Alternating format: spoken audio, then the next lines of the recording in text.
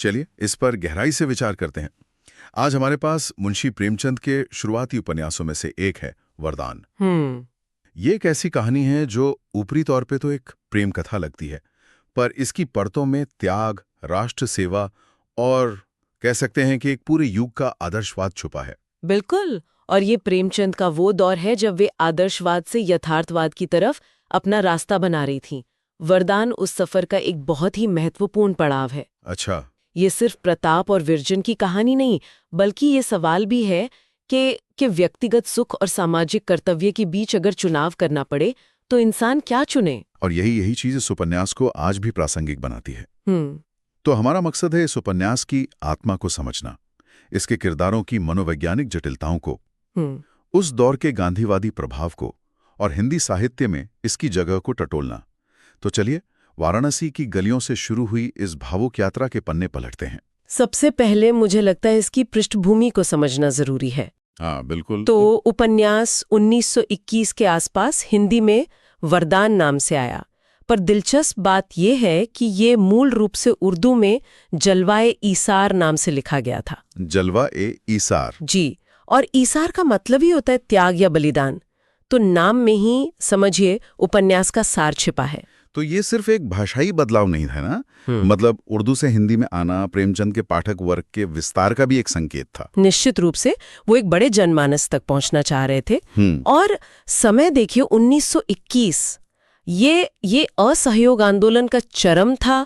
पूरे देश में एक आदर्शवादी लहर थी जिसमें व्यक्तिगत इच्छाओं को देश की जरूरतों के आगे छोटा माना जा रहा था। सही बात है। गांधी जी का आह्वान था कि युवा अपनी सुख सुविधाएं त्याग कर देश सेवा में लगे। तो वरदान उसी माहौल की एक साहित्यिक उपज है। मतलब प्रताप का जो किरदार है वो एक तरह से उस दौर के हजारों युवाओं की भावनाओं का प्रतिनिधित्व करता है। बिल्कुल। लेकिन कहानी की जो शुरुआत है वो तो बहुत ही व्यक्तिगत और आध्यात्मिक धरातल पर होती है। हाँ, शुरुआत बहुत नाटकीय है। विंध्याचल की पहाड़ियों पर आधी रात के सन्नाटे में सुवामा नाम की एक निःसंतान विधवा अष्टभुजा देवी की मूर्ति के सामने समझिए अपना सब कुछ दांव पर लगाकर एक पुत्र मांग रही है। और वो सिर्फ एक बच्चा नहीं मांग रही, वो एक वरदान मांग रही है। एक ऐसा पुत्र जिसे वो समाज को समर्पित कर सके। और देवी उसकी सुनती हैं। प्रताप चंद्र का जन्म होता है जो हर तरह से असाधारण है, रूपवान, बुद्धिमान। हाँ, करिश्माई। बिल्कुल। सुवामा उसे वाकई ईश्वर का प्रसाद मानकर पालती है। और यहीं पर विरजन की कहानी में एंट्री होती है। बिल्कुल। मुंशी संजीवन लाल का परिवार प्रताप के घर में किराए पर रहने आता है और उनकी बेटी विरजन और प्रताप का बचपन साथ गुजरता है। अच्छा। वे साथ खेलते हैं, पढ़ते हैं और उनके बीच एक बहुत ही मासूम, बहुत ही गहरा प्रेम पनपता है। ये प्रेम शारीरिक आकर्षण से परे है, एक आध्यात्मिक जुड़ाव जैसा है। वो एक दूसरे के बिना अपने भविष्य की कल्पना भी नहीं करते। तो यहीं पर प्रेमचंद एक आदर्श प्रेम की तस्वीर खींचते हैं, लेकिन फिर कहानी में क्रूर मोड़ आता है जो इस पूरे आदर्श दुनिया को तोड़ देता है। हाँ, वाराणसी में हैजा की महामारी। जी। और ये महामारी सिर्फ एक घटना नहीं है, ये कहानी का टर्निंग पॉइंट है। विरजन का परिवार शहर छोड़कर गांव चला जाता है और दोनों प्रेमी बिछड़ जाते हैं। और इसी दौरान प्रताप पहली बार ग्रामीण भारत की असलियत देखता है। वो गरीबी, बीमारी, अंधविश्वास, जातिवाद का वो विभत्स रूप देखता है जिसे उसने अब तक शायद सिर्फ किताबों में पढ़ा था। सही। वो देखता है कि लोग कीड़े मकोड़ों की तरह मर रहे हैं और उनकी परवाह करने वाला कोई नहीं है। इस अनुभव ने तो उसे पूरी तरह बदल दिया होगा। उसकी जो पढ़ी लिखी दुनिया थी और गांव की जो कड़वी सच्चाई थी, उसके बीच का फासला उसे बेचैन कर गया होगा। बिल्कुल। यहीं से उसका हृदय परिवर्तन होता है। वो अपनी पढ़ाई पूरी करता है, लेकिन उसका लक्ष्य अब एक सुखी गृहस्थ जीवन नहीं रह जाता। वो उस दर्द को भूल नहीं पाता जो उसने गांव में देखा था। वो व्यक्तिगत प्रेम की सीमाओं से बाहर निकलकर समाज प्रेम का व्रत ले लेता है। और दूसरी तरफ विरजन का क्या होता है? उसका जीवन तो जैसे दुखों का पर्याय बन जाता है। विरजन की कहानी उस दौर की नारी की त्रासदी है। सामाजिक दबाव में उसकी शादी एक अधेड़ उम्र के व्यक्ति से कर दी जाती है। कुछ ही समय बाद पति की मृत्यु हो जाती है और वो युवावस्था में ही विधवा हो जाती है। जब सालों बाद उसकी मुलाकात प्रताप से होती है तो उसका प्रेम तो जस का तस है, लेकिन प्रताप अब वो इंसान नहीं रहा। वो बदल चुका है। हाँ, वो बालाजी नाम का एक सन्यासी बन चुका है जो मोह माया से ऊपर उठकर सिर्फ दीन दुखियों की सेवा करता है। ये तो बहुत ही हृदय विदारक स्थिति है। एक तरफ वर्जिन का प्रेम जो समय के साथ शायद और गहरा हुआ, और दूसरी तरफ प्रताप का प्रेम जो अब पूरे समाज के लिए हो गया। और प्रेमचंद इस द्वंद्व को और गहरा करती हैं जब कहानी में राजकुमारी माधवी का पात्र आता है। अच्छा। माधवी बालाजी यानी प्रताप के सेवा भाव से प्रभावित होकर उनसे प्रेम करने लगती है और अपना सर्वस्व उन पर न्योछावर करने को तैयार है। लेकिन प्रताप अपने त्याग के मार्ग पर इतना अडिग है कि वो एक राजकुमारी के प्रेम को भी ठुकरा देता है। तो अंत में दोनों में से किसी को भी अपना प्रेम नहीं मिलता। नहीं, प्रताप एक महान समाज सेवक के रूप में अमर हो जाता है, लेकिन व्यक्तिगत जीवन में अकेला रह जाता है। और विर्जिन अपने वियोग की पीड़ा को शब्दों में ढालकर एक कवयित्री बन जाती है। उसकी कविताएं उसके अधूरे प्रेम का स्मारक बन जाती हैं। उपन्यास इसी संदेश पर खत्म होता है कि समाज का प्रेम व्यक्तिगत प्रेम से कहीं ज्यादा महान और स्थायी है। ये कहानी हमें सीधे किरदारों के विश्लेषण की ओर ले जाती है। प्रताप चंद, जैसा कि नाम से ही जाहिर है, ईश्वर का वरदान है। वो एक आदर्श नायक है, लेकिन क्या वो थोड़ा अवास्तविक नहीं लगता? उसका अचानक सन्यासी बन जाना, अपने बचपन के प्रेम को पूरी तरह भुला देना, ये थोड़ा नाटकीय लगता है। ये एक बहुत ही जायज सवाल है और कई आलोचकों ने इस पर उंगली उठाई है।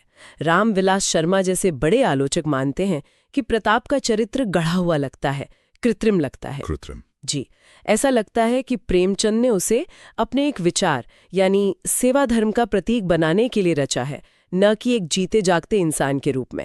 उसका हृदय परिवर्तन बहुत आकस्मिक लगता है। लेकिन क्या हम उसे उस दौर के चश्मे से नहीं देख सकते? जैसा आपने कहा, असहयोग आंदोलन के समय कई युवाओं ने वाकई अपना घर परिवार करियर सब कुछ त्याग दिया था। शायद प्रेमचंद उसी यथार्थ को दिखा रहे हैं जो आज हमें नाटकीय लग रहा है। ये एक बेहतरीन दृष्टिकोण है। शायद कृत्रिम कहना सही नहीं होगा, अत्यधिक आदर्शवादी कहना बेहतर होगा। हाँ, ये बेहतर है। प्रेमचंद यहाँ एक आइडियल प्रस्तुत कर रही हैं। वो दिखाना चाहती हैं कि एक आदर्श युवक को कैसा होना चाहिए। बाद की रचनाओं जैसे गोदान के होरी में हमें जो यथार्थ की ठोस जमीन मिलती है वो यहाँ नहीं है। सही। प्रताप जमीन पर कम, आदर्शों के आकाश में ज्यादा उड़ता है। और प्रताप के इस आदर्शवाद की वेदी पर विर्जन की बलि चढ़ जाती है। विर्जन का किरदार मुझे लगता है कहानी का भावनात्मक केंद्र है। बिल्कुल है। वो उस दौर की भारतीय नारी का प्रतीक है जो सहनशील है, त्यागी है, पर जिसके अपने सपने भी हैं। बिल्कुल। विर्जन का किरदार प्रताप से कहीं ज्यादा यथार्थवादी और रिलेटेबल है। वो कोई असाधारण महिला नहीं है, वो बस एक सुखी गृहस्थ जीवन चाहती है। लेकिन समाज की रीतियां और प्रताप का आदर्शवाद दोनों मिलकर उसके जीवन को एक त्रासदी बना देते हैं। पर जो बात मुझे आकर्षक लगती है वो ये है कि वो सिर्फ एक पीड़ित बनकर नहीं रह जाती। आप उसके कवयित्री बनने की बात कर रहे हैं? हाँ, जब उसे प्रेम में पूर्णता नहीं मिलती तो वो अपनी पीड़ा को एक रचनात्मक ऊर्जा में बदल देती है, अपनी आवाज पाती है। ये प्रेमचंद की तरफ से एक बहुत ही सूक्ष्म लेकिन शक्तिशाली संदेश है। वो भले ही सामाजिक रूप से पराजित हुई हो, लेकिन रचनात्मक रूप से वो विजयी होती है। सही बात है। वो अपने दर्द को अमर बना देती है। हाँ। और दूसरे पात्र भी कहानी को गहराई देते हैं। प्रताप की माँ सुआमा, जिसने तपस्या करके पुत्र पाया और फिर उसे समाज के लिए समर्पित कर दिया, वो मातृत्व और त्याग का एक अद्भुत संगम है। और विर्जन के पिता मुंशी संजीवन लाल भी एक महत्वपूर्ण पात्र हैं। वो एक सिद्धांतवादी व्यक्ति हैं जो नौकरी की बेईमानी से तंग आकर गांव में बसने का एक आदर्शवादी फैसला तो करते हैं, लेकिन ग्रामीण जीवन की कठोर सच्चाइयों का सामना नहीं कर पाते। अच्छा। उनका किरदार दिखाता है कि आदर्शों पर चलना कितना मुश्किल होता है, जो प्रताप के किरदार के लिए एक कॉन्ट्रास्ट का काम करता है। तो अगर हम इस उपन्यास के मुख्य विषयों को देखें तो प्रेम और त्याग का संघर्ष तो सबसे ऊपर है। हाँ, और इसी से जुड़ा है व्यक्तिगत सुख बनाम सामाजिक कर्तव्य का द्वंद्व।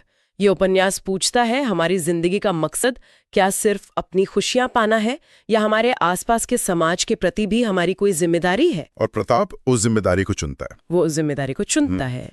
इसके अलावा ग्रामीण भारत का यथार्थ जो प्रेमचंद की पहचान है, वो भी यहाँ अपनी शुरुआती शक्ल में मौजूद है। गरीबी, महामारी, जातिवाद, बिल्कुल। हालांकि ये गोदान जितना विस्तृत और गहरा नहीं है, लेकिन उन समस्याओं की झलक यहाँ साफ मिलती है। और एक और बड़ा विषय है उस समय की महिलाओं की स्थिति। विरजन के माध्यम से प्रेमचंद ने विधवा जीवन की पीड़ा, बेमेल विवाह और प्रेम करने की आज़ादी के अभाव जैसे मुद्दों को बहुत ही संवेदनशीलता से उठाया है। तो इन सब बातों को ध्यान में रखते हुए हिंदी साहित्य में वरदान का क्या स्थान है? क्या इसे प्रेमचंद की सर्वश्रेष्ठ कृतियों में गिना जाता है? नहीं, ज्यादातर आलोचक इसे उनकी एक अपरिपक्व या कह सकते हैं फॉर्मेटिव रचना मानते हैं। फॉर्मेटिव, हाँ। इसमें कलात्मकता और यथार्थवाद की वो गहराई नहीं है जो गबन, कर्मभूमि या फिर गोदान में मिलती है। कथानक में कई जगह संयोगों का सहारा लिया गया है और जैसा हमने चर्चा की, आदर्शवाद यथार्थ पर बहुत ज्यादा हावी है। तो फिर इसका महत्व क्या है? इसे आज क्यों पढ़ा जाना चाहिए? इसका महत्व ऐतिहासिक है। ये प्रेमचंद के साहित्यिक विकास को समझने की एक कुंजी है। अच्छा। ये उपन्यास दिखाता है कि एक महान लेखक कैसे अपने विचारों को मांझता है, कैसे वो आदर्शवाद की सीढ़ियों से उतरकर यथार्थवाद की कठोर जमीन पर पहुंचता है। ये गोदान के शिखर तक पहुंचने की यात्रा का एक शुरुआती पत्थर है। मतलब ये समझने के लिए कि प्रेमचंद कैसे बने, वरदान को पढ़ना जरूरी है। शुरू से ही उनके लेखन के केंद्र में थी, भले ही उसे प्रस्तुत करने का तरीका बाद में और ज्यादा परिपक्व हो गया। तो कुल मिलाकर वरदान सिर्फ एक दुखद प्रेम कथा नहीं है। नहीं, बिल्कुल नहीं। ये उस दौर की एक गूंज है जब देश की सेवा ही सबसे बड़ा प्रेम माना जाता था। ये व्यक्तिगत इच्छाओं पर सामाजिक कर्तव्य की जीत की कहानी है। और भले ही इसकी साहित्यिक बुनावट में कुछ कमजोरियां हों, इसका जो मूल संदेश है वो आज भी विचार करने योग्य है। ये उपन्यास हमें सोचने पर मजबूर करता है कि सेवा और त्याग के मूल्य क्या हमारे जीवन में कोई जगह रखते हैं, या हम इतने आत्मकेंद्रित हो गए हैं कि हमें अपने आसपास का दुख दर्द दिखाई ही नहीं देता। ये एक बहुत ही अहम सवाल है। प्रताप ने समाज सेवा करके प्रसिद्धि और सम्मान तो पा लिया, लेकिन उसने व्यक्तिगत सुख और प्रेम को हमेशा के लिए खो दिया। हाँ, उसका चुनाव उसे महान बनाता है, लेकिन क्या वो उसे खुश भी बनाता है? उपन्यास इस सवाल को पाठक पर छोड़ देता है। बिल्कुल। कहानी ये नहीं कहती कि प्रताप का रास्ता ही एकमात्र सही रास्ता है। वो बस एक रास्ता दिखाती है और उसके परिणामों को भी सामने रखती है। और ये हमें एक अंतिम विचार के साथ छोड़ जाता है। प्रेमचंद का ये उपन्यास दिखाता है कि कैसे आदर्शवाद एक व्यक्ति को महान बना सकता है, लेकिन साथ ही उसे बहुत अकेला भी कर सकता है। तो क्या महानता की कीमत हमेशा अकेलेपन से चुकानी पड़ती है? क्या समाज के नायक बनने के लिए अपनी व्यक्तिगत खुशियों का बलिदान करना अनिवार्य है?